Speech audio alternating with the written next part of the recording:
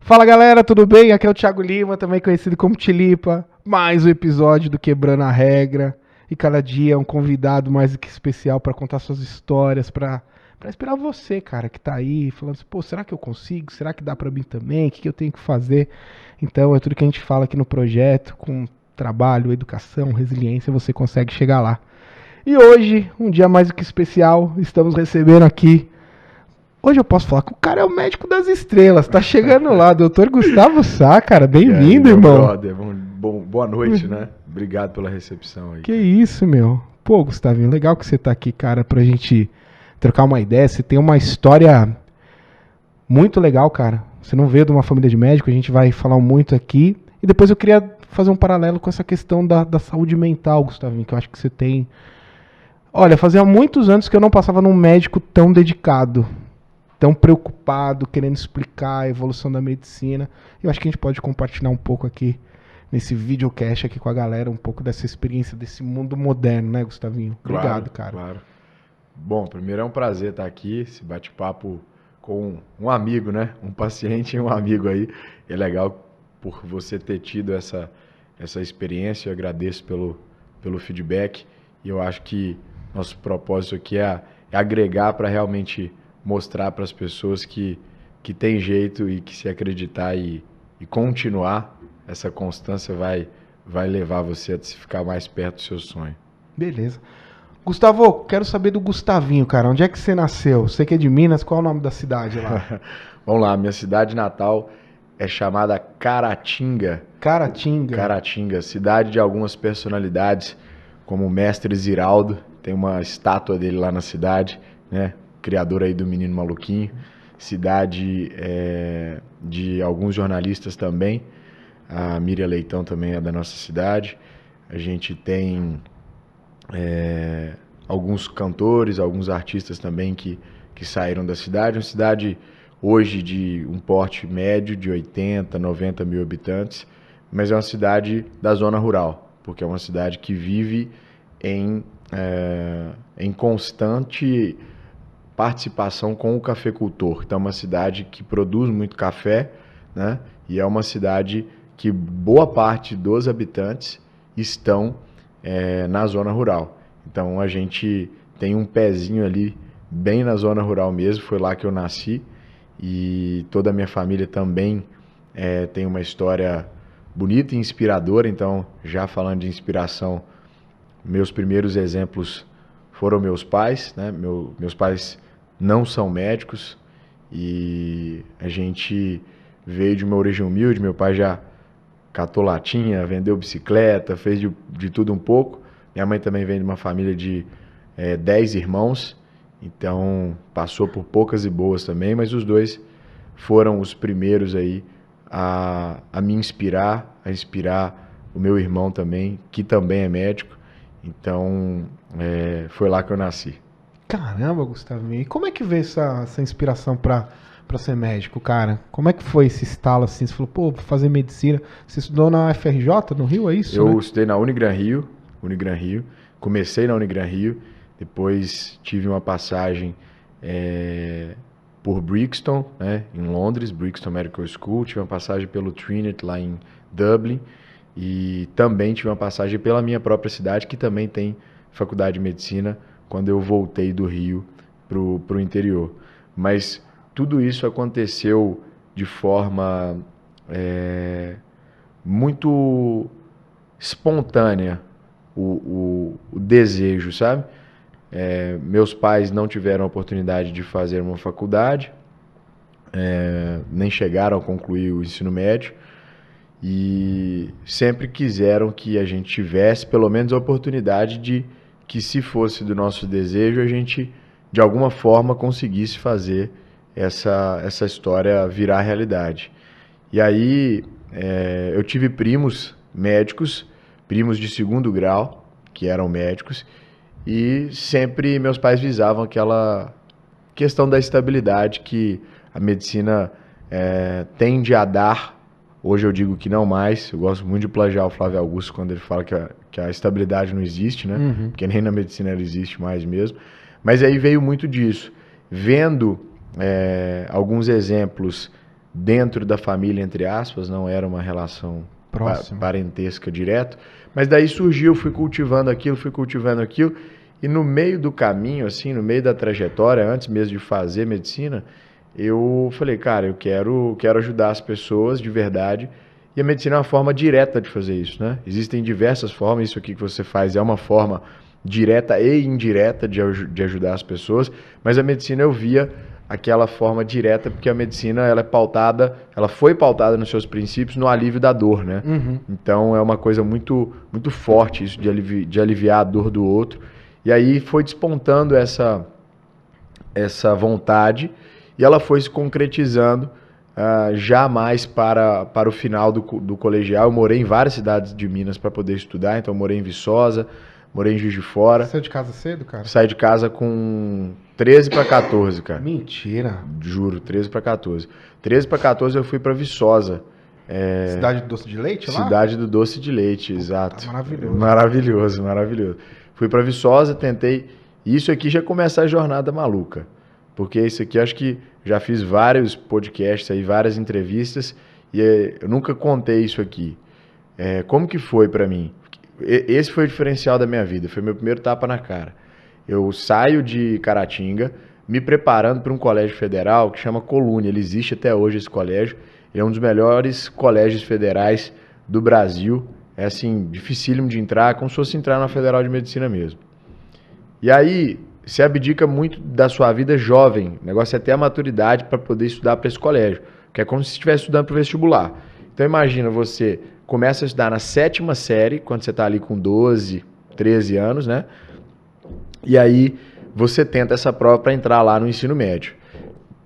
Então eu já abdiquei de tempo com os amigos, numa fase que você está extremamente jovem, muito cedo. E abdiquei 2 anos, porque eu estudei na 7ª série e na 8ª, porque você faz a prova na 8ª série, que hoje é 9º ano, né? E aí você faz essa prova, cara, ótimos resultados nos simulados, né, nas provas testes, ficava sempre entre os 5 primeiros, todo mundo depositou já uma pressão muito grande, falou, não, cara, vai passar, vai passar, vai passar. E aí chega na prova e eu não passo. Chega na prova, eu não passo, e de forma dramática, porque eu tive uma das melhores notas na prova fechada, e o meu grande forte, que era a redação, eu zerei a redação na banca. Caraca. Porque era uma redação sobre um livro que a gente tinha que ler, um livro da Clarice Lispector, e tinha uma situação que ficava meio indefinida, era uma incógnita de definição no livro. Só que todo mundo aconselhava quem fosse fazer a prova, não precisava ler o livro, porque eram 2 questõezinhas de literatura só. Primeira armadilha, né? E aí você simplesmente pegava o resumo do livro e você conseguia responder aquelas questões. No meu ano, justo no meu ano, foi escrever um diário baseado em uma das histórias do livro. Putz. Então, eu viajei na hora da escrita, escrevi sobre uma coisa que não tinha nada a ver com o segredo. Era o segredo de uma menina lá na história. E aí eu não passo, da forma mais traumática possível. Porque, inclusive, eu passava sem a nota da redação. Mas é fator de desqualificação zerar a redação. E aí, muito jovem, cara, eu vejo todos os meus amigos próximos, que a gente estudava junto, passando, não todos, mas 5 deles, mais ou menos. E eu não passando, cara. Imagina isso. Para uma pessoa que abdicou 2 anos, isso me frustrou, assim, muito grande. Me frustrou tanto que eu entrei com recurso subjúdice, né? Fiz matrícula subjudicialmente sobre ação judicial para ver se eu conseguia entrar. E isso foi mais frustrante ainda, porque eu fui morar em Viçosa já da primeira semana de aula. Caraca. Então, muito jovem, eu frequentava aquele ambiente e era uma cena de filme triste mesmo. Eu indo para um lado e os meninos indo para o outro, saindo da mesma casa, que a gente morava numa república. E aí, cara, Deus começou a agir assim na minha vida, é uma coisa que eu acredito muito também. E teve um colégio particular em Viçosa que me deu uma oportunidade de bolsa, cara. Eu fiz uma prova e aí eles falaram, ó, Gustavo, já que você não pôde ficar no Colune, como sua nota foi muito boa nesse colégio federal, faz o seguinte, então, vem estudar com a gente. E aí eu fiquei. Fiquei em Viçosa, foi muito difícil, cara, porque cada dia era um martírio ver a galera indo para um caminho que você queria ir e você ir para o caminho contrário. Mas eu não deixei isso me abalar, cara. Fiz muitas amizades nesse colégio e eu acho que a minha vida, pelo menos, sempre se pautou em relacionamento, amizades mesmo, amizades verdadeiras. E aí eu comecei ali a me dedicar, eu já estava numa escola melhor do que a da minha cidade e despontei, cara. Comecei a despontar e aí isso no primeiro ano do ensino médio, né? E aí eu passo, depois de um ano, para um colégio também particular, mas ainda melhor, como bolsista integral em Juiz de Fora.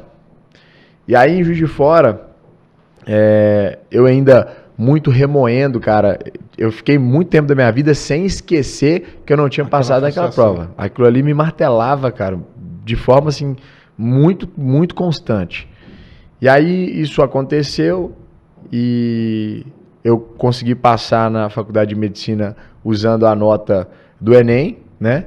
Então, meus pais não tiveram custo com a minha educação, a minha formação médica. Entro na Unigran Rio, lá no Rio de Janeiro. Fico na Unigran Rio 3 anos.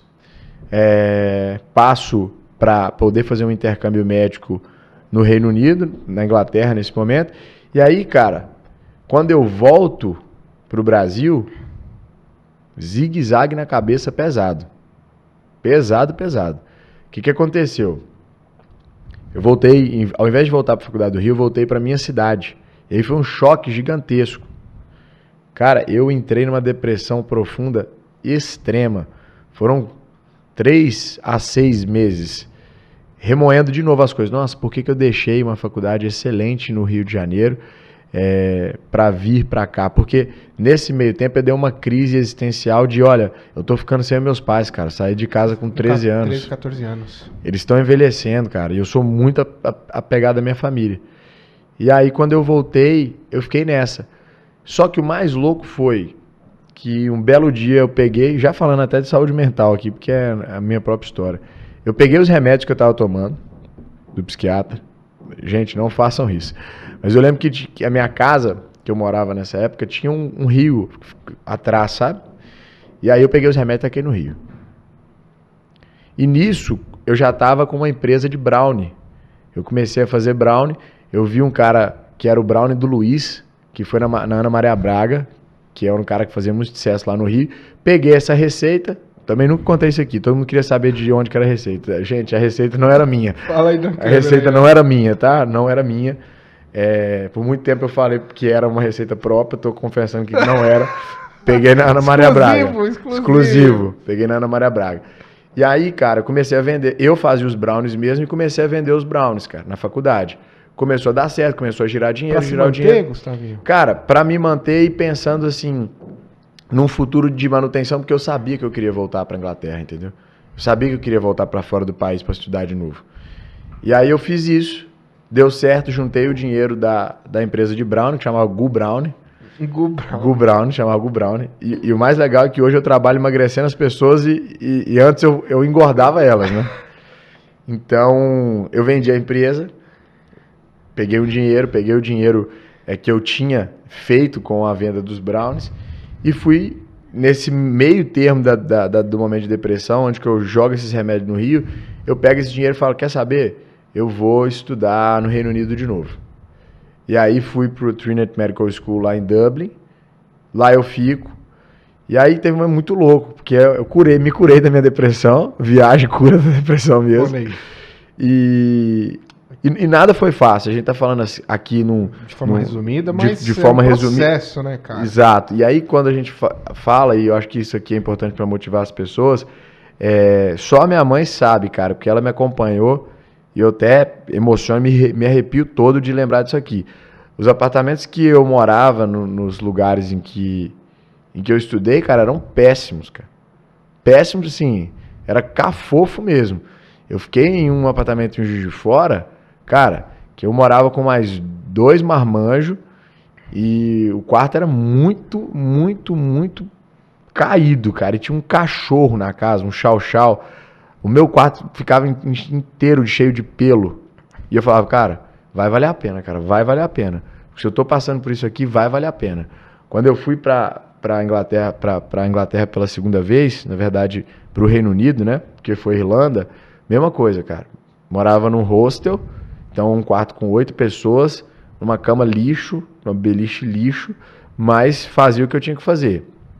E é engraçado que eu criei muito relacionamento e, como jovem, eu falei, cara, não vou deixar de aproveitar também, vou sair, vou pra festa e tudo mais. E é muito louco porque meu dinheiro acabou em Madrid, cara.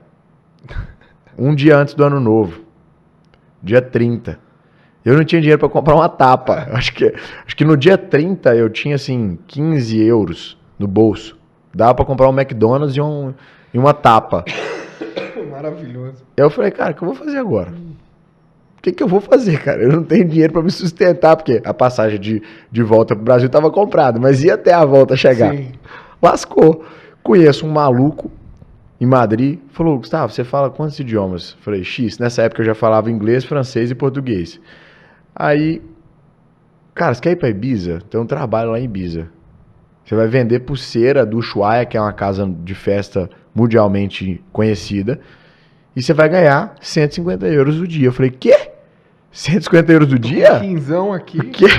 O dia? Vou. Cheguei lá, cara, eu trabalhava de 8 da manhã às 4 da tarde, vendendo pulseira na praia pra galera que ia pra festa. E aí, fiz um bom cash machine, fiz uma boa grana, mas nesse momento, foi o único momento da minha vida que eu pensei em largar a medicina, cara. Sério? Porque Ibiza te mexeu com você? Cara, eu ganhava 150 euros o dia. Sim. O equivalente a R$1.000 quase na época. Uhum. Pra vender pulseira na praia, eu falei, não, gente. Da medicina. Eu falei, quantos anos? 6 anos. 6 anos. Aí eu falei, cara. Mais residência. Mais especialização. Eu falei, cara, tô me lascando aqui. Não. Eu vou ficar aqui. Eu vou ficar em Ibiza aqui. Aí depois me vê o toque. É sazonal, né? Uhum. Não é assim, é isso o ano inteiro. É verão europeu só. São 3, 4 meses. E pronto, aí eu caí na real, minha avó conversava muito com meus pais. Não, pelo amor de Deus, não faz isso não, Seus pais sempre foram os mentores ali para dar uma Meus pais orientação? sempre foram os mentores, cara. Mesmo não tendo toda essa Mesmo informação, não tendo. eles Não. estavam Meu sempre pai, próximos. cara, meu pai é um cara que ele é meu exemplo maior, assim, todos os dias. E aí, eu volto, depois dessa viagem e tudo mais, muito mais energizado, muito mais feliz, e começo a falar de medicina de qualidade de vida. Ciências da longevidade humana. Começa a falar isso, falei, cara, eu preciso falar isso para as pessoas, porque isso aí mudou minha vida. Eu comecei a treinar depois dessa depressão de forma muito forte.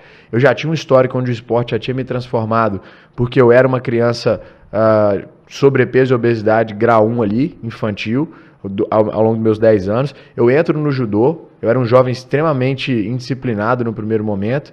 O judô me faz ganhar qualidade de vida, me faz ter disciplina.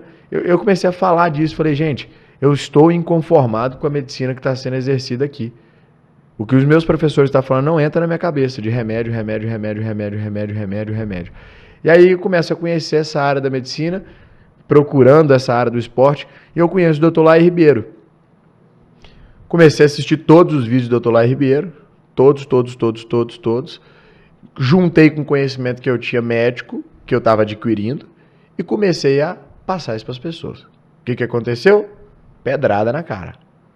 Criticado por todo mundo. Todos os colegas de sala, professores. Sim, sabe aquela coisa do cochicho? Sim. De você observar as pessoas apontando o dedo para você, falando mal mesmo? Foi isso. Mas eu nunca desisti de informar, cara. Você acreditava nisso? Eu sempre acreditei em informar as pessoas. Informar. Caramba, mas tinha uma crítica, então, da velha medicina? Gigantesca, cara. Mas gigantesca. Quer ver que loucura? Eu fui pro meu internato em Belo Horizonte, passar o último ano da faculdade em Belo Horizonte, e eu fui morar com um cirurgião. Ele era residente de cirurgia na época, era um médico, acabado de formar, e foi fazer residência de cirurgia. Morava eu e esse cara num apartamentinho num bairro em Contagem, que é zona afastada, cidade vizinha de Belo Horizonte. E aí, sabe o que esse cara fazia, cara? Ele chegava do hospital e me via gravando vídeos, fazendo lives. Eu já tinha começado a fazer live nessa época, tinha acabado de surgir as lives. Ele olhava pra mim e falou, cara, sai dessa, cara. Isso aí não vai dar. Isso aí não vai dar em nada, não, cara. Vai fazer uma residência de cirurgia igual a minha, vai fazer rádio, alguma ortopedia, alguma das especialidades mais convencionais aí, cara. Larga desse negócio, não vai dar em nada, pelo amor de Deus. E aí a crítica ainda rolava no hospital. Eu falei, cara, você quer saber de uma coisa? Eu não vou parar nunca. E aí eu comecei a quebrar padrões. Nessa época, o que eu fiz no internato? Quebrando a regra, né? Eu quebrei a regra, cara. Eu quebrei a regra. O que eu fiz? Todo mundo ia pro hospital público com a pior roupa. Com a pior roupa. Porque, hospital público mesmo. Eu era acadêmico. Eu comecei a ir pro hospital de roupa social. Antes de me formar no estágio. Por quê? Porque eu queria levar para aquela pessoa que tivesse ali a melhor experiência possível. Interessante isso, né, cara? Só porque é um hospital público, posso ir de qualquer roupa e tal, Exato. Né? Você vai no hospital legal, aí o cara se arruma. Exato. Já que é pro pobre, exato. Né? O que aconteceu, Tiagão? Os médicos do hospital começaram a me criticar. Porque você quebrou a regra de novo. Olha que loucura. Eu querendo dar uma experiência boa para quem estava ali internado, passando por um momento de sofrimento, de dor. E eu fui criticado por isso, como se fosse o almofadinha, quer chamar a atenção. Mas eu não me importava, por quê? Porque o meu maior reconhecimento sempre foi naquele que está na linha final do meu plano de atendimento, que é o paciente. O paciente estava mega satisfeito. O feedback que eu recebia dos meus pacientes era absurdo. E olha que eu não era formado ainda. Né? Então, isso aí me movia. Mas a crítica é muito louca. E ela não parou, porque o cara que mais me criticava na faculdade, olha como que a vida é louca, a gente se formou e tudo mais. E aí um dia eu estava em Belo Horizonte para participar de um evento de um grande amigo meu, que é médico também da minha área, e esse meu amigo me convidou de surpresa. Eu fui lá prestigiá-lo, ele falou, Gu, você vai palestrar aqui, cara. Você vai palestrar aqui. Eu não estava no conteúdo programático do curso. Quando eu chego para dar minha aula, primeira cadeira, quem que estava? O meu colega que mais me criticava. Na primeira cadeira, ele abaixou a cabeça. Quando ele me viu, no final da minha aula, eu fui lá sem soberba nenhuma. Falei, pô, que bom, cara, que você tá aqui, que quanto tempo que eu não te vejo, se precisar de alguma coisa, só falar, sem soberba nenhuma mesmo.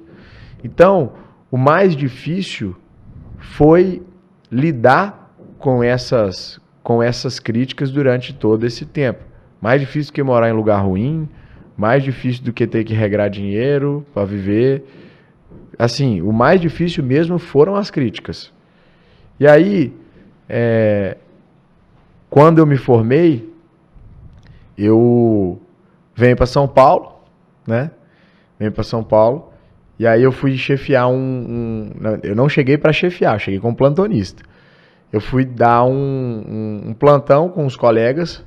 Eles gostaram de mim, começaram a gostar. Eu fui fazendo um capital já. Só que depois teve uma fase muito louca que entrou a pandemia. Quando a pandemia entrou, a gente morava dentro de uma tenda, cara.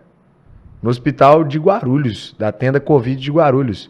Você estava na linha de frente do Covid? Eu estava na linha de frente do Covid, cara. Só pra você ter uma ideia, a gente não tive folga. Muitos médicos tiveram muitos problemas de saúde mental, né? Meu Deus do céu, cara. Foi um inferno, né? Eu tive um burnout na pandemia trabalhando que eu tive uma herpes zoster, que é um tipo de doença, entre aspas, que só 90% do acometimento dela está relacionado à baixa da imunidade. Caraca. Então, cara, eu vi minha vida pela greta, porque eu tava com Covid, com herpes zoster e tendo que trabalhar para ajudar a galera. Eu cheguei a atender paciente na tenda Covid, nesse hospital, com equipe de soro no braço. Nossa Senhora. Ali foi um dos piores momentos da minha vida, cara. Ali eu falei, cara, eu vou parar. Minha cabeça não aguenta. Mas não parei. A gente tirava folga, a gente não tinha... Quando a gente chegou em São Paulo, na época dessa pandemia, a gente não tinha casa, não. Juro pra você. Todos os meus colegas estavam lá comigo, ó, vou testar o nome de algum deles aqui, João, Bernardo, Luiz. Todos eles, a gente, quando tirava o dia de folga, a gente ia para um hotel. A gente morava dentro de um hospital que era uma tenda. Então, Ali, cara, foi um momento também que eu aprendi muito. Muito, muito, muito. E dali eu comecei a atender na nutrologia, comecei a fazer as minhas especializações. Cara, chegou um momento em que o meu consultório estava com requisição muito grande e eu ganhava um bom dinheiro, porque depois disso tudo eu passei a coordenação hospitalar. Então eu fui coordenador hospitalar em Santo André, eu fui coordenador hospitalar em alguns hospitais onde eu passei, e aí eu tinha um salário muito bom. Eu tenho 27 anos, eu tinha 24 para 25 na época, com um moleque de 24, 25 que não sabia bem o que era dinheiro, eu tava ganhando 70 mil reais mês, tava ótimo, né? Tava lindo, tava bonito demais. E aí todo mundo ficou maluco, cara, falou, você é louco, esse cargo aí que você tá de coordenação, tem um médico aí de 40 anos de carreira que o sonho dele era ter isso. Por que eu consegui subir tão rápido? Relacionamento, cara. É mesmo? Relacionamento. O networking faz diferença. Poxa, meu Deus, demais. Nessa época nem foi não só networking, mas assim, medicina humanizada, sabe? Olhar no olho do paciente, não só do paciente, mas da equipe. Os enfermeiros me indicaram para ser coordenador, cara. Entendi, você ganhou a galera, foi a galera que te colocou nessa posição. Eu ganhei a galera. E quando eu cheguei era isso. Tinha médico de 60 anos e eu com 24 que recebia ordem minha. Imagina que contraste dificultoso. Eu tinha que ter uma capacidade, uma labilidade muito grande ali para poder fazer esse meio de campo. E aí deu certo. E aí, na época, eu não ganhava em consultórios essa grana ainda.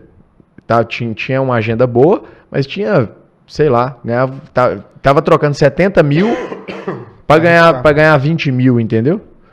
E a galera falou, você é louco, você é louco. Eu falei, não, cara, eu vou atrás do meu sonho porque eu acredito nisso aqui.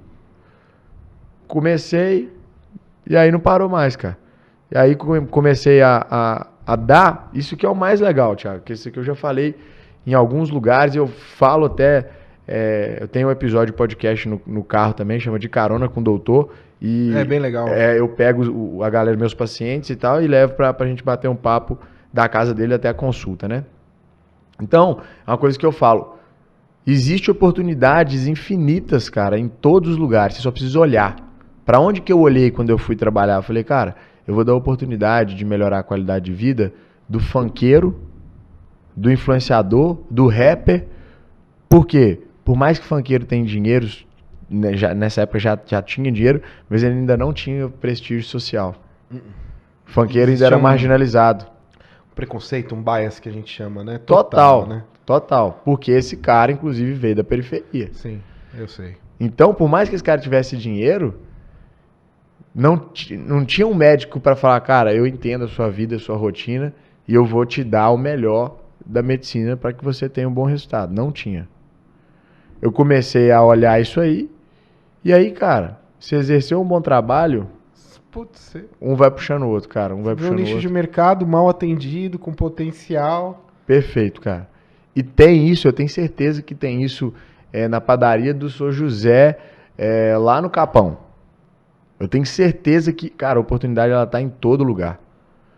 Esses dias eu tava vendo o faturamento que algumas favelas geram para uma cidade X ou Y. É gigantesco. É absurdo, cara. O dinheiro movimentado dentro da periferia. É absurdo. E aí eu vi essa dor, e aí eu comecei com esses pacientes entregando um belo resultado, e a coisa foi. Mas o que você estava falando, que a gente estava falando de relacionamento, cara, o relacionamento humano, ele foi deixado de lado um pouco. Você acha que as pessoas estão mais individualistas, cada um pensando no seu? O que você acha? Não só mais individualistas, mas elas estão menos empáticas. E empatia é diferente de simpatia. Eu simpatizar com algo é eu falar, olha, beleza, acho isso aqui interessante, a sua história. Agora, empatia é você se colocar na pele, cara. Peraí, como que foi para esse cara sentir isso? Como que foi para um jogador de futebol sofrer um ato de racismo dentro de um campo? Então, tá faltando empatia, cara. E a medicina é a arte da empatia. Porque eu tô confortável na minha cadeira lá. Eu não tô sentindo a dor que o outro tá sentindo. Se eu não me colocar no lugar dele, pode ter certeza, isso é campo da inconsciência. Se você não se colocar no lugar do seu paciente, 100%, e entender a rotina dele, o dia a dia dele, você não vai oferecer o melhor tratamento para ele. Não é porque você não quer oferecer, não. É porque você só vai oferecer o melhor quando for para você. Perfeito. Aquela história de trate seus pacientes como você trataria sua mãe é a maior verdade do mundo, cara. Trate seus pacientes como você trataria você, na verdade. Perfeito. E isso está faltando demais em toda a medicina. Não é só na minha área de longevidade, de performance, de medicina esportiva, não. Cara, muito interessante isso que você falou, porque o Serbaz estava sentado aí, Uhum. e ele falou que quando ele fez um livro não tão técnico, a academia deu pau nele também, cara. Um absurdo você, um professor da USP, fazer um livro tão básico, recolhe esse livro aí. Ele falou, não, o brasileiro nem lê direito, cara.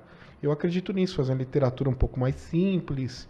O brasileiro lê autoajuda e vou ajudar os brasileiros a entender um pouco melhor de finanças pessoais. Uhum. Mas muito parecido com esse lance que você comentou, que a medicina tradicional tacou-lhe pau, né? Toda vez que você vai quebrar um status quo, né? Uhum. O pessoal vem com pau. Então, galera, se você tem uma ideia, acredita na sua ideia. Faz como o Gustavo Cerbasi, o Gustavo também, né? Uhum. O Gustavinho Sá, se você acredita, meu amigo, vai. Porque crítica você vai ter, cara. Fazendo ou não fazendo, vai ter crítica todo santo dia. Então, se você acredita no propósito, faz igual o Gustavinho, põe as caras e vai em frente, cara. É isso, aí, cara. meu. É isso.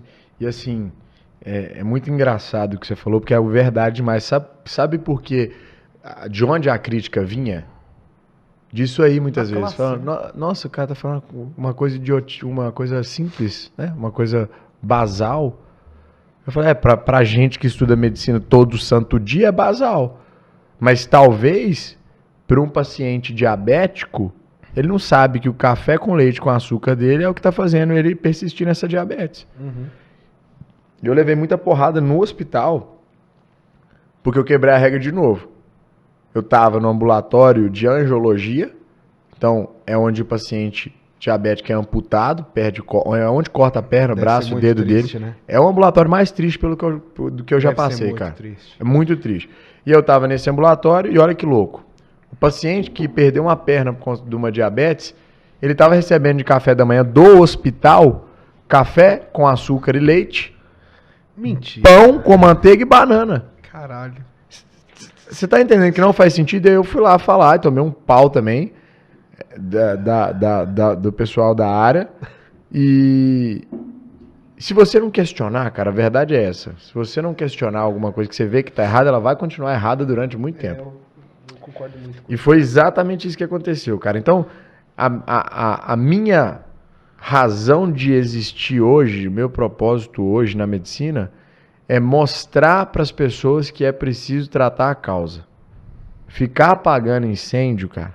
remédio, né? Todo mundo quer um remedinho pra Não dormir, dá. um remedinho pra acordar, remedinho pra treinar. Remédio, ele é necessário? É, sem sombra de dúvidas, tá? Eu não sou aquele cara extremista também que fala assim, ó, não, zero remédio. Não, pelo amor de Deus. A ciência tá aí, a evolução tá aí, a gente tem que usar. Agora, toma muito cuidado, porque remédio ele precisa ser encarado por você como uma boia. Se você não sabe nadar, você coloca a boia para não morrer afogado, certo? Perfeito. Só que você não vai ficar com boia para a vida inteira. Você não vai ficar com a rodinha da bicicleta para a vida Perfeito, inteira. perfeito. Aprendeu a andar, aprendeu a nadar, você tira ela. Perfeito. Então, é para isso que a gente tem que usar. Agora, para de achar que todo o seu problema vai ter uma solução que vai ser como uma pílula mágica, porque não vai. Quer ver? Steve Jobs era o homem mais rico do mundo na sua época, mais poderoso. Puta, falamos disso aqui mais cedo aqui com a produção aqui da live aqui. Não deixou nenhuma solução financeira ajudou ele a se curar do seu problema, do seu câncer. Então, assim, a gente não pode nunca, cara, pensar em esperar a doença lá na frente. Perfeito. Porque remédio é isso, remédio vem de remediar. Ou seja, o cara que estava confiando que ele podia continuar daquele jeito, que o negócio não ia ficar feio. E vai ficar feio, a corda vai arrebentar uma hora, então a gente tem que prevenir, cara. A verdade é essa. E eu tenho muito essa visão para poder levar e até levar para os colegas. E hoje é muito engraçado, Thiago, que eu fico muito feliz quando eu chego em algum congresso, em algum evento, e eu sou reconhecido por pessoas que eu me inspirava. Então, nesses últimos 2 anos, principalmente nesse último ano, cara, eu cansei de passar pela seguinte situação. Chegava em um congresso, aí a pessoa foi lá trocar uma ideia, falou, cara, nossa, eu tô admirando pra caramba seu trabalho, Gustavo. Aí eu falo assim, calma, deixa eu ir lá no Instagram desse cara e apagar a mensagem que eu mandei 2 anos atrás pedindo pra eu poder aprender com ele, pra eu poder acompanhá-lo. Então, olha que loucura, cara. Em muito pouco tempo você está no patamar das pessoas que você sempre sonhou Cara, em ser, né? Isso é um fenômeno, porque quando a gente olha pra medicina tradicional, o pessoal fala que o auge do médico é aos 40, 45 anos e você quebrou essa regra literalmente, cara. Desculpa que hoje eu tô com uma tosse chata, Gustavo. Não, fica tranquilo. Pergunta, cara. Se precisar, eu te ajudo. Ah, aqui. depois você me ajuda aqui no final. Cara, é impressionante. Você sai de casa muito cedo, 13, 14 anos, vai viver sua jornada, tem suas frustrações, tiveram seus pais como base, foi viver em lugares dificílimos, de baixa qualidade de vida. Mas não foi tudo isso que também te deu essa casca pra ser o Gustavo de hoje, o Gustavo Sá? Se não fosse isso, Você não estaria aqui, né? talvez eu estaria em algum canto de pronto-socorro, em algum hospital, me acabando de dar plantão, trocando a minha saúde. Olha que interessante. Por tempo. E assim, foi difícil, Thiago, ter essa consciência, entendeu? Por muito tempo eu me cobrei até de Deus mesmo. Falava, Claro, cara, não é possível. Pensou em desistir várias vezes? muito, que cara. Eu ficava é super falando, normal. Deus, Não é possível, né? cara, será que não vai chegar essa hora que eu vou colher isso aqui que eu tô plantando? Talvez tenha uma cama melhor pra dormir, né? Exato, assim, foi muito tempo, cara, muito tempo, porque a medicina é longa, são 6 anos de faculdade, mais especialização, que aí já vão 2 anos de especialização. Então, você olha, cara, você fala assim, não é possível. Hoje, de verdade, eu costumo dizer para as pessoas que eu vivo o dia mais feliz da minha vida a cada dia, velho. E vivo mesmo, assim. Eu acordo com tesão pela vida, cara, feliz demais. E aí depois disso tudo, eu aprendi a verdadeira significância do termo empreender, cara. Do termo ser um empreendedor. Quando as pessoas falavam isso, quando você não está pronto para ouvir alguma coisa, ela entra no seu ouvido por aqui e sai por aqui. Uhum. Então as pessoas falavam, não, o empreendedor ele não vive pelo dinheiro, ele vive pelo propósito. Eu falava, nada, essas pessoas só querem dinheiro, dinheiro, dinheiro, dinheiro. Hoje eu entendo, cara, que empreender é transformar, cara. É melhorar. E aí eu não olho mais pro dinheiro. Juro pra você que eu não olho mais pro dinheiro, cara. Ele virou uma consequência mesmo. Ele virou uma consequência, cara. Real. Ele virou uma consequência real. Do que você quer fazer. Então, eu quero levar a minha visão da medicina, não só para as pessoas, mas pros protagonistas da execução da medicina, que são os médicos. Se eu mudar a cabeça da sociedade, mas não mudar a cabeça de quem exerce a medicina, que são os médicos, a sociedade vai entender, mas quem prescreve, quem dá a ordem, que são os médicos, vai continuar errando. Então, isso tudo que eu passei, cara, me fez ter uma visão totalmente diferente. E é o que você falou, 27 anos, a gente primeira mão também, a gente aplicou agora para Forbes Under 30 e eles já nos responderam de forma muito imediata, falaram, cara, vamos estudar mais sua história, porque é absurdo. Não, é absurdo. Não tem condição que você tenha 27 anos absurdo. e já fez isso aqui. Tudo isso. É absurdo. E aí, eu falo, cara, o grande diferencial foi nunca ter tirado da cabeça onde eu queria chegar. Eu não cheguei aonde eu quero chegar ainda não, mas eu nunca tirei da cabeça. Mesmo nos momentos de dor que eu pensei em desistir, eu tinha muito fixo na minha mente onde eu queria chegar. E aí, é uma coisa que eu queria falar, às vezes, para quem está em São Paulo mesmo, ou quem está em grandes cidades. Gente, Fala aqui, ó. Fala para cá. Muitas vezes, você vai reclamar da sua realidade, mas enxerga que, às vezes, por mais que você esteja na periferia de São Paulo, pelo menos você ainda tem uma internet que funciona, você tem acesso a alguma coisa. Agora, pega um cara igual o Luva de Pedreiro, por exemplo. O cara tava lá na Bahia, no sertão da Bahia. Gente, a dor de ninguém é maior do que a dor do outro, cara. A gente tem muito essa característica, né? Ah, mas eu não faço porque eu não tenho a condição que aquele cara tem. O cara que tá lá no interiorzão da Bahia, o sonho dele era ter uma internet que pegasse. Ter ônibus. Às vezes o cara anda Ter pra ônibus. escola. Ter Parece ônibus. Sim, ter ônibus, o cara Ter vai ônibus. a pé. Demora uma, Cara, 2 horas. eu tava vendo uma entrevista do Luva, e ele falando que o celular não tinha memória. Ele tinha que fazer um vídeo, aí ele fazia esse vídeo, excluía os aplicativos do celular, Pra sobrar espaço. pra sobrar espaço pra subir o vídeo, velho.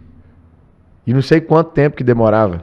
Não, isso que você falou das grandes cidades é super importante, porque quando a gente vai pra fora dos grandes centros, o Brasil é um país continental, você vai para as comunidades ribeirinhas, no Pará, você fica assim abismado com a dificuldade, a extrema pobreza da região, enfim, realmente é super complexo. É um Não bom é, ponto cara? que você está falando. Dificuldade de acesso, né? É muito difícil. Cara. É uma das coisas que eu falo no projeto, eu falo assim, entendo sua dificuldade, sua dor, seus desafios, mas assim, apesar de todos os problemas, nós vivemos na melhor geração da humanidade. Uhum. A gente não tem um leão aqui para nos atacar, enfim, Sim. estamos na selva. Sim. Então hoje você tem a acessão da internet, você consegue fazer um curso online gratuito, você tem um aplicativo para poder aprender inglês, Uhum. você tem um projeto de mentoria lá da Perifa por Faria Lima para conversar com um monte de gente legal, tipo o Gustavinho, para se inspirar, enfim. Então você tem as possibilidades. Sei da dificuldade, você acorda cedo, dorme tarde, mas pega ali uma horinha no seu sábado, ao invés de você ficar num bar ou jogando videogame, investe em você, é o que eu falo, sabe, Gustavinho? Dá uma lida num livro para você poder abrir os horizontes. O Kepler estava sentado ali e falou, cara, às vezes você tem que, por mais que você está numa situação de extrema fragilidade e muita violência, às vezes você tem que subir um pouco e olhar, cara, tem um ponto de ônibus ali, eu acho que eu vou pegar, acho que eu vou para outro lugar, eu vou dar uma rodada na cidade, vou andar pela Avenida Paulista. Só de fazer esse movimento, sua cabeça abre as possibilidades. E muito da história que você está contando aqui, cara. Muito, cara, vou te falar. Se eu não saio de casa tão cedo... Você não ia saber essa realidade do mundão aí. É, porque é engraçado quando a gente fala assim, ah, cara, foi muito rápido considerando a medicina para 27 anos, você chegar onde você chegou, mas eu comecei muito cedo, né? Uhum. Então, eu saí com 13 para 14, então nada. São no mínimo 13 anos fora de casa, né? Já. Aí a coisa já não começa a ficar tão curta assim a jornada, né? Sem dúvida. Você já expande a jornada. Agora, a mentalidade ela precisa ser trabalhada, cara. A mentalidade forte que eu tenho hoje, eu não tinha antes. Claro. Não tinha. E eu acho que, assim, as pessoas precisam entender e pegar isso de exemplo da constância mesmo, cara. De continuar apanhando. Continua apanhando, cara. Continua apanhando. Não tem jeito. Agora, o que você falou é muito interessante. Eu gosto muito do Geraldo Rufino, né? Ah, ele é maravilhoso. Pegar a história do Rufino, literalmente o cara fez do lixo lucro, né? Exatamente. Ele é maravilhoso. Tô louco pra trazer ele aqui. Bora, Jordão, trazer o Rufino aqui. Ele, cara, é o exemplo disso que a gente tava falando. É verdade. Né? De usar a reciclagem pra fazer... Muito louco, cara. É isso. Muito louco. E aí você vê a mentalidade do cara hoje. E eu acho que, assim, você já participou do mundo, participa ainda do mundo empresarial, você sabe que as pessoas hoje não estão interessadas mais simplesmente em questão financeira. Ela deposita a credibilidade na mentalidade de alguém. Exato. Né? Igual quando o paciente vai ao meu consultório, ele não está ali simplesmente para receber uma receita. Ele está ali porque tem alguém com quem ele pode contar. Se der um pepino, cara, a gente está ali para ajudar o paciente a resolver. Se ele fracassou com alguma coisa, a gente está ali para ajudar esse paciente a resolver isso. Quantas vezes na minha vida um paciente chegou no meu consultório com a simples queixa de querer emagrecer e eu consegui fazer esse paciente parar de fumar, eu consegui fazer esse paciente parar de tomar antidepressivo. A queixa dele era só, eu quero emagrecer. Era a única queixa que ele tinha. Dali, eu criei um relacionamento com esse paciente onde eu consegui fazer ele largar um vício, onde eu consegui fazer com que ele tivesse o melhor relacionamento com a família dele.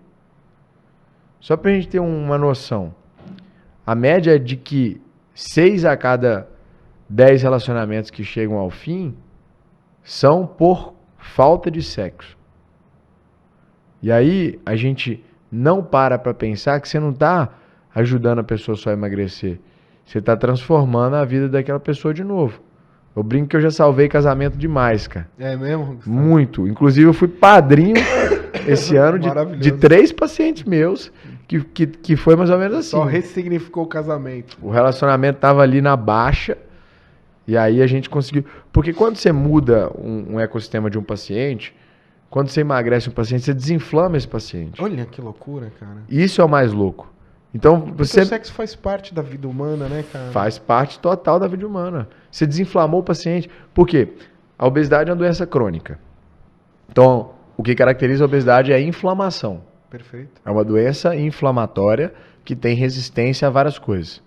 Você desinflamou o paciente como um todo, ele começa a dormir melhor, ele começa a praticar mais o ato sexual. Então, é muito interessante quando você trata com uma doença crônica, porque se resolvendo ela, você resolve o sistema quase que inteiro, né? É um ecossistema, né? É um ecossistema, cara. É um ecossistema.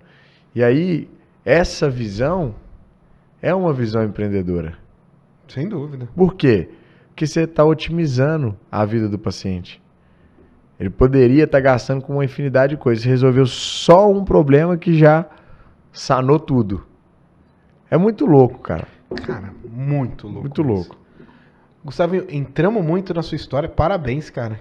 Você é um foguete, cara. Enfim, eu queria aproveitar muito o seu tempo aqui, que a gente conversou muito no consultório. Acho que é legal a gente compartilhar com a galera. Uhum. A gente tá vivendo a sociedade mais doente mentalmente da história da humanidade, cara.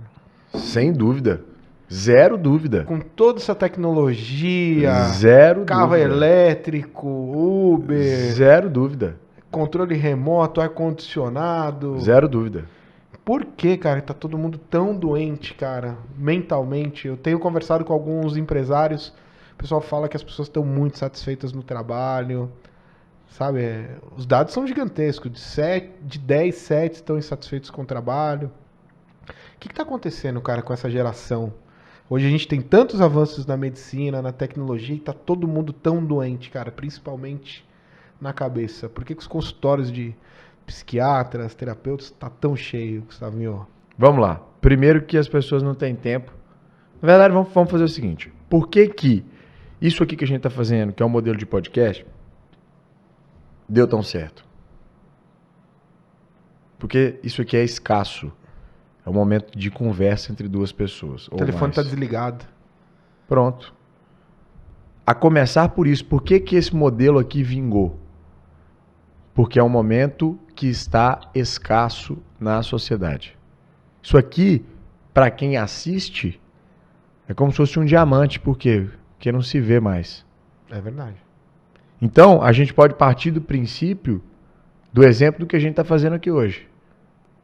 As interações, elas passaram a ser resolvidas, entre aspas, de forma digital. Antigamente, se eu estava com raiva de você, eu escrevi uma carta.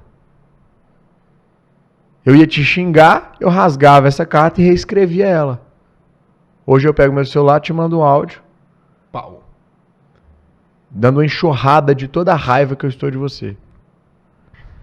Ou seja, alguns pontos dos avanços tecnológicos contribuíram para uma ascensão, ou pelo menos a uma priorização de pontos negativos do ser humano. Entendi o que você está falando, porque na carta, você escrevendo, você fala, peraí, cara, acho que não é isso. No celular você pega aqui, tomar no cu e o caralho, foi, né? Perfeito. E aí ações geram reações, né? Perfeito. Tanto em quem enviou e quem está recebendo. Perfeito. Então, as coisas estão muito mais extremas hoje na questão de sentir e se expressar. E aí a gente tem que tomar cuidado com isso. Porque a gente sempre quer falar e quer falar rápido, mas a gente não está preparado para receber crítica ou para escutar. Esse é um ponto só. O ser humano não gosta de receber feedback? Não gosta, cara. Eu também tenho essa impressão. A verdade é essa. Mas aí, só pra gente ir mais a fundo da saúde mental, e que é muito legal, é interessante demais esse assunto. Nós somos a geração mais doente mentalmente que já pisou na Terra. Que loucura. E mais viciada também. Comida, bebida. Você tem um número de vícios hoje gigantesco, cara. Comida, né? O império do açúcar, né? O império dos alimentos industrializados. Tanto que a geração mais obesa da história também. Essa geração está chegando no ápice de várias coisas, né? De obesidade, de doenças mentais, de suicídios. Então, quando a gente olha para esse cenário, cara, suicídio infantil, cara. É, eu acompanho alguns casos, muito triste. Não era uma coisa... Eu não lembro na minha geração. Eu sou dos anos 80, sou um pouco mais velho que você, eu não lembro. Não era uma coisa... E eu vou te falar que a gente era muito mais escasso, cara. Eu falo, como é que pode? Muito louco, né? E aí, a mente humana, ela também é pautada em processos fisiológicos com uma estabilização, uma regulação de neurotransmissores. Dopamina, serotonina, endorfina. Então, vamos lá, vamos entender o funcionamento do cérebro humano. O cérebro humano nada mais é do que um cracudinho, é um viciado. Só que ele forma uma busca constante pelo equilíbrio desses neurotransmissores. Onde ele vai buscar, aí é que mora o perigo. Por quê? Um estímulo visual, exemplo de uma pornografia, vai te levar a ter um neurotransmissor liberado, seja serotonina, seja endorfina, enfim. Você liberou aquilo ali. E aquilo ali estabilizou o seu cérebro. Um cigarro, por exemplo, para quem fuma, o cara fuma, sensação de alívio. O cérebro não quer saber de onde vai vir esse neurotransmissor. Perfeito. Ele precisa vir de algum lugar. E aí, a gente vive agora, e eu posso falar também como paciente, porque eu já passei por um período depressivo, mas a gente vive duas tangibilidades sensoriais. Primeiro, eu tenho um excesso de passado, que é o que caracteriza, em tese, a depressão. Eu remoo o passado demais. Por quê? Olha que louco, Thiago. Por quê? Por que nós remoemos mais o passado hoje do que antigamente? Porque hoje existe uma maior pressão para isso e uma menor tolerância ao erro. A tolerância ao erro hoje ela é menor. Por conta da cobrança hoje, ela ser de um número muito maior de pessoas. Caraca. Ou seja, antes você falava uma coisa para 10 pessoas te criticam. Hoje você abre uma live ou faz um vídeo, sim, milhares. A gente não tem nem ciência de qual tamanho isso pode pegar, do quanto isso pode viralizar. Então as pessoas elas estão mais intolerantes ao erro. E você pode ver as grandes empresas, o que elas fazem com o time delas? R. Empresa que tem cultura e que está crescendo, ela fala, não, eu quero que você erra. Eu quero que você não tenha medo de errar. Mas durante muito tempo não foi isso que aconteceu. Nessa transição fora, né? Dos anos 2000 para cá, perfeito, a intolerância foi muito grande. Muito grande. E aí a pessoa errou, caiu, ela começou a se culpar.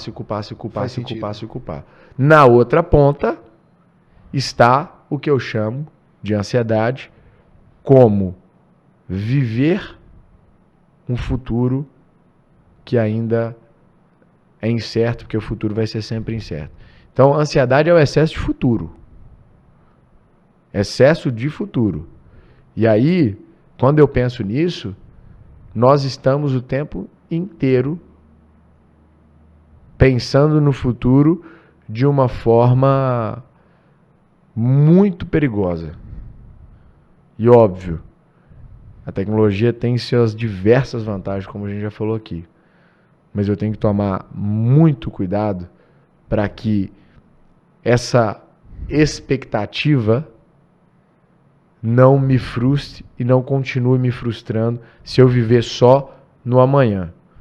Essa verdade de tentar balancear as coisas é muito importante, cara. Viver o momento é importante mesmo. Eu acho que você deve ter em mente onde você quer chegar. Mas se você se esquecer de fazer o agora, vai dar ruim, cara. Imagina se eu sei que eu tô saindo do Brasil navegando e quero chegar na Índia, mas eu não alço as velas no meio do caminho. Beleza, eu quero chegar, e aí? Eu vejo muito pouca ação e muito desejo, muito querer. Entendi. E a execução Não tem. tá esperando cair do céu, né? Tá esperando cair do céu porque tem medo de errar e não vai executar. Entendi. Tá esperando cair do céu porque tá esperando uma oportunidade melhor. E aí fica nessa angústia, porque às vezes a oportunidade melhor nunca vai vir, Sim. que ele não trabalhou com aquela. Mas do ponto de vista de dados, né, a gente precisa alertar a sociedade de algumas coisas. Falando de São Paulo, por exemplo, é a cidade que mais compra caixas de Rivotril do planeta. A Sabesp tem esses dados de que as substâncias mais encontradas na água, farmacologicamente falando, são medicamentos como clonazepam, diazepam. Cara, isso é uma loucura. Você me contou isso e eu ando repetindo isso por aí. É inacreditável, cara. Muito louco, né, cara? É inacreditável. Muito louco. Parece que tá longe, né? Mas a gente tá em São Paulo e a gente tá vivendo isso. Para pra pensar, você que tá assistindo a gente aí, conhece algum amigo que toma Zolpidem, que toma Puta, conheço uma galera. PAT sublingual, que toma clonazepam, diazepam, enfim, né? Então, é mais comum do que a gente imagina. Cara, pega o câncer pra você ver. Os nossos avós, bisavós, não era uma doença comum, né? É verdade. Tanto que minha avó é viva até hoje, uma senhora do interior, até hoje ela não fala câncer, ela fala aquela doença. Aquela né? doença, é. Bate na boca pra falar. Exato. Mas por quê? É intuitivo, porque não é do convívio dela. Não era normal pra ela. A gente falar abertamente de câncer, porque hoje é comum pra caramba, né? Virou comum, né? Só que eu falo o seguinte, pega a foto dos seus avós ou bisavós, vê se você acha alguma pessoa obesa ou sobrepeso lá. Não acha, é foto preto e branco, cara. É difícil você achar É verdade. uma pessoa com sobrepeso. E a alimentação era simples, né? Arroz, feijão, ovo. Simples, cara, Carne. simples. Mas não vinha em caixa, não vinha em lata, né? Não via com tanto. Com tanto conservante, com Conservante, tanto né? edulcorante. Então, é aquela história que eu costumo contar. A definição de saúde se baseia no equilíbrio dos eixos biopsicossocial. O seu biológico, que é o seu orgânico, que é a gasolina, o óleo e a calibragem do pneu do carro, já está ruim. Sim. Porque em nós, seres humanos, isso seria vitamina, hormônios, sais minerais, macro e micronutrientes no contexto geral. Já está ruim. Você já está colocando gasolina adulterada dentro de você. E aí você pega o motorista do carro, que é a parte psíquica, e ele está embriagado. Ponto. Toda doença começa na mente, cara. E a medicina chinesa fala muito disso até.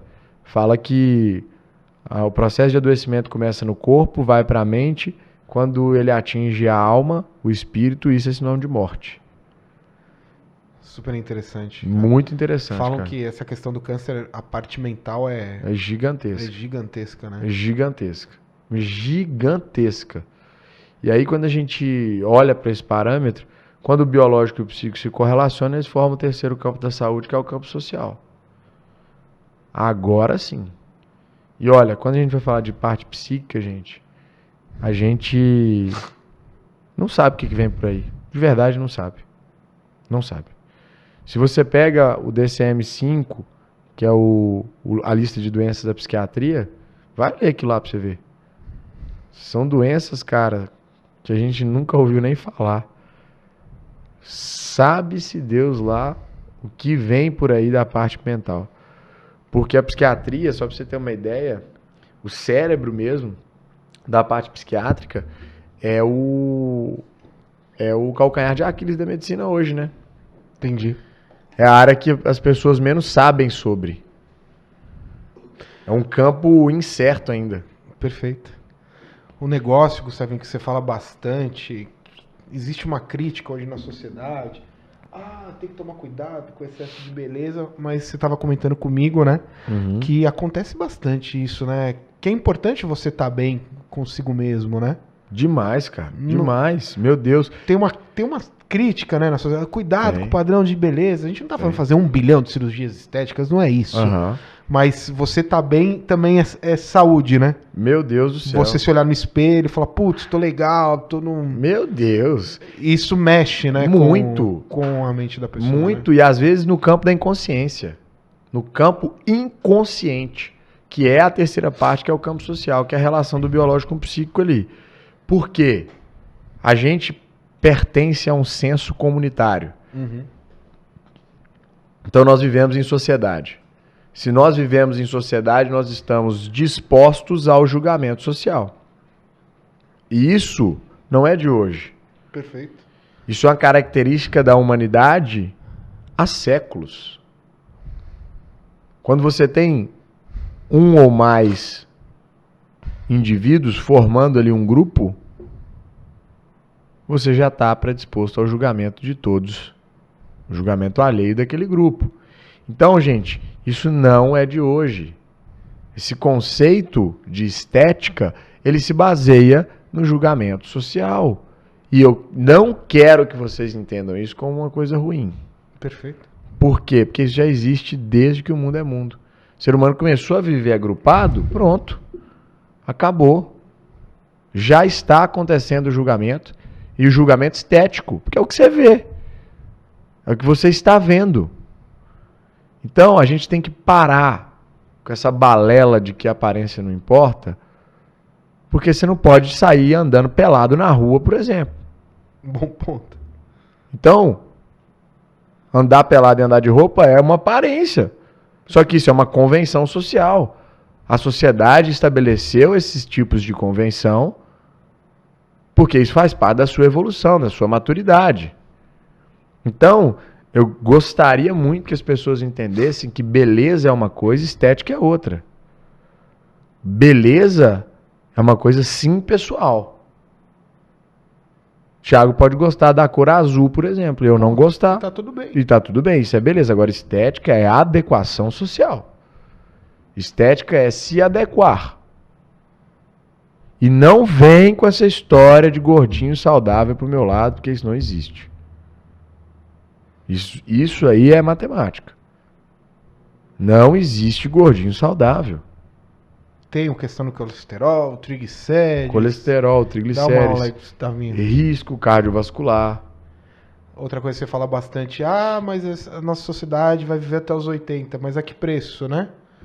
Com diabetes, com amputação, Perfeito. cego, Perfeito. A que preço? não consegue caminhar, De fralda na de cama. fralda. Né? Cresce demais o mercado de senilidade no mundo, né? O mercado de cuidados às pessoas com uma idade avançada. E é caríssimo. O home care é caríssimo. Porque a pessoa está ali meio que vegetando muitas vezes, né? Então a gente tem que ter a consciência de que a estética é muito importante na questão de você se olhar no espelho e se sentir bem, na questão da imagem que você deseja passar. Imagem é muito importante, gente. Não é uma mesquinharia ou um orgulho bobo. Não é, as pessoas falam pela imagem. Então, assim, ele precisa ser discutido mesmo. O que eu gosto do Abílio, ele deu um insight assim que mexeu muito comigo. Ele fala: treine perna. Porque você vai perdendo a musculatura no decorrer da vida e você precisa das suas pernas para caminhar. Os idosos costumam, o que acontecer? Cair, quebra o fêmur. Exato. Eu perdi meu avô na escada da igreja. Ele caiu na igreja, ficou ali 3 semanas ruim, infelizmente veio a falecer. Então essa questão de ter a musculatura, de treinar a perna, que o Abílio fala tanto, é para você envelhecer com saúde, né, Gustavo? Exatamente, cara. Exatamente. E assim, é o que você falou. Hoje nós vemos as pessoas fraturando o fêmur dentro de casa com uma frequência gigantesca. Cair no banheiro, aquela coisa toda. Né? Exato. E aí pensa, quando você está falando de músculo, gente, o músculo é como se fosse uma massinha protetora. O músculo, se eu tenho uma quina dessa mesa aqui e eu vou bater nessa quina aqui, vai doer, não vai? O que é quando eu coloco uma borrachinha nessa quina da mesa? É o músculo. Aquilo ali é um músculo. Proteção. Mesma coisa do impacto. O músculo é uma proteção óssea. É um arcabouço ósseo. Então, se eu pego uma caneta e jogo ela em pé sem uma massinha, ela vai ter um impacto X. Tem uma exerção de uma energia dissipada de forma diferente. Se eu coloco uma borracha na ponta dessa caneta, quando ela cair no chão, a energia dissipada vai ser menor. Ou seja, a musculatura previne lesão óssea sempre, previne diversas lesões ósseas. Fraturas comuns, inclusive. Então, é muito importante você cuidar da sua saúde. E a sua saúde física, ela tem total reverberação na sua saúde mental. Porque a pessoa que acorda de manhã, faz uma atividade física pela manhã, ela libera endorfina, serotonina, dopamina, GABA, neurotransmissores que vão gerar a sensação de bem-estar. E aí uma coisa leva a outra. E é tão democrático, cara, a questão da atividade física. Se tem uma coisa que ainda é democrática... Pode caminhar sozinho na rua, cara. Você pode caminhar, você pode fazer uma flexão, cara. Não precisa ter a academia Master Mega Blaster. Hoje, cara, não tem desculpa hoje. Pra atividade física, pelo menos, não tem. Você dá muita dica lá no seu Instagram, Gustavinho? Deixa o Instagram aí pra galera. Bastante. É Dr. Gustavo S.A. Doutor Gustavo Sá. Tem muita gente que pelo final do Instagram, Sá, acha que o meu nome é Gustavo Rosa, você acredita? Ah, é? As pessoas fazem essa associação mnemônica, em vários lugares eu cheguei, é Doutor Gustavo Rosa. Não, é Dr. Gustavo Sá. E o SA não é Sociedade Anônima, não. Você dá essas dicas lá? Bastante, cara. Eu dou a dica do que eu vivo, na verdade. Nada que você não experimentou. Exato. Pratique. Exato. De dicas, Gustavo, assim, algo que eu tenho feito, acho que é muito importante. Tô deixando o celular na sala, cara, na hora que eu vou dormir. Pra não ficar ao máximo de escuridão, pra não vir aquela mensagenzinha, 5 da manhã, às vezes você... quantas vezes, não vou ser hipócrita, peguei o celular, 5 da manhã, fui ver aquela mensagem, o que tá rolando. É um bom começo? Um excelente começo, gente. Voltar a ter um reloginho de cabeceira lá, sem o celular. É isso. A gente chama isso de higiene do sono. Higiene do sono, perfeito. Exato. É quando você tira estímulos luminosos, e hoje a gente tem estímulos luminosos de fração azul, que são as luzes dos computadores, celulares, tablets e afins. Do roteador. Tem um roteador no quarto lá, ainda bem que eu consegui tirar a luz dele, cara. Aqui é pior porque a fração de luz azul, ela altera o seu ciclo circadiano. Nossa, cara. Porque a nossa glândula pineal, que é quem controla a produção de melatonina, por exemplo, ela é fotossensível. Entendi. Então, isso que você está fazendo é ótimo. Ter, além disso, um horário pré-definido para se deitar, né? E muito importante. Muito importante. Você criar mesmo um ritual, ou seja, quando você deitou na cama e não conseguiu dormir, não é os primeiros 10 minutos que você fechou o olho e não conseguiu que você vai desistir, não. Então, um ambiente silencioso, calmo. Conta carneirinho, Toma banho quente. Isso tudo é válido. Isso tudo é válido. Antes de já procurar a alternativa da medicação. Por que é tão importante o sono, doutor? Cara, o sono, ele funciona como se fosse uma viagem, né? Então, você foi para as Maldivas, tá postando aquilo ali, todo mundo tá vendo. Você trabalha no escritório, por exemplo. Quando você voltar, as pessoas esperam que você estará descansado, pleno, satisfeito, fez uma bela viagem, aquela água cristalina, aquele mar azul. E aí, quando você volta emburrado, dando patada em todo mundo. Não faz muito sentido, né? O sono é a mesma coisa. O sono é um processo de viagem. Então, para você identificar se seu sono está sendo de qualidade ou não, você tem que olhar se você está acordando cansado ou se está acordando bem disposto. Então, o sono é o processo onde ocorrem o maior número de reações de reconstituição e de regeneração que a gente tem no dia.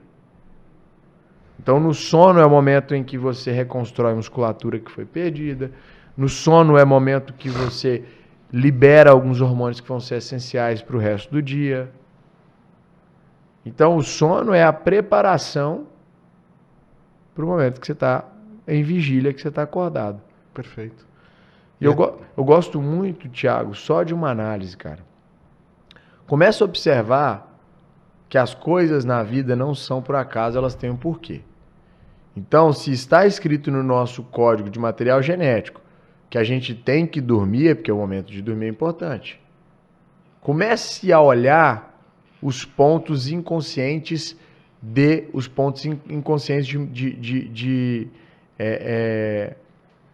melhoria de vida. Olha para o seu corpo. Se ele é 70% de água, você acha que você tem que beber água ou não? Sim, perfeito. Tem que beber água. Então comece a olhar as coisas básicas, porque a vida humana ela é muito complexa, mas se a gente olhar para os pontos que já vieram com a gente de forma natural, a gente vai começar a ter mais saúde de forma simples.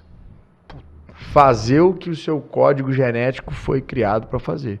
Porque isso aqui é uma receita. O DNA é uma receita. Muitas das doenças que a gente tem é porque a gente quer contrariar o nosso DNA.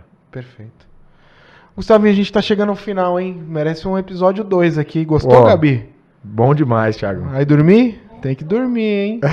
Era um fenômeno. Ah, beleza. Gustavinho, obrigado demais. Espero que você tenha gostado do papo. Segue lá o Gustavo, tem muitas dicas fantásticas. Obrigado. Eu tô num acordo lá com a minha esposa, o Miguel fica vendo tablet, comendo. Eu acho que a gente tem que parar, voltar a ser família, né? Só consegue comer vendo desenho, não é isso. Precisa ter essa integração, a gente precisa voltar a ser família, né? Precisa, ficar esse negócio de todo mundo jantando no celular, é uma loucura, né, cara? E aí vai mexer nesses neurotransmissores, na parte mental, na ansiedade, que a gente conversou muito aqui. Eu falo que a gente precisa comer igual os nossos avós comiam, dormir igual os matutos da roça dormiam, que era se guiando pela luz solar, né? E a gente deve voltar a ter a clareza de que praticar atividade física é uma coisa que também está no nosso DNA, que a gente corria de leões, como você falou. Então a gente foi feito para isso. Quando você deixa de fazer o que você foi feito para fazer, dá pau na máquina. Dá pau. Um carro que foi feito para andar na estrada, você não pode botar ele num lago, no oceano ou no rio. Não vai dar certo. É isso que as pessoas estão fazendo com o corpo hoje. Perfeito. Pessoal, mais um episódio do Quebrando a Regra. Gustavinho quebrou tudo, médico de sucesso. Antes dos 30, queria agradecer mais uma vez, Gustavinho, pelo papo. Espero que você tenha gostado. Pelo convite. Bom demais. Pessoal, aceitem o convite do Thiago, porque ele é um excelente ouvinte, valeu, cara. Que isso, cara. É um excelente... A gente tá aqui pra ouvir, cara. A galera lá de casa que tá ouvindo essas histórias pra refletir. O papo flui e a gente precisa quebrar a regra dessa forma, ó, dando mais ouvido às pessoas. Cara. É isso aí. Beleza, turma? Queria agradecer ao pessoal da Live Sports, pessoal da Ecosistema 7. Tamo junto. Até o próximo episódio do Quebrando a Regra. Beleza? Segue lá meu Instagram, Tilipa_82. Tamo junto. Tchau, tchau.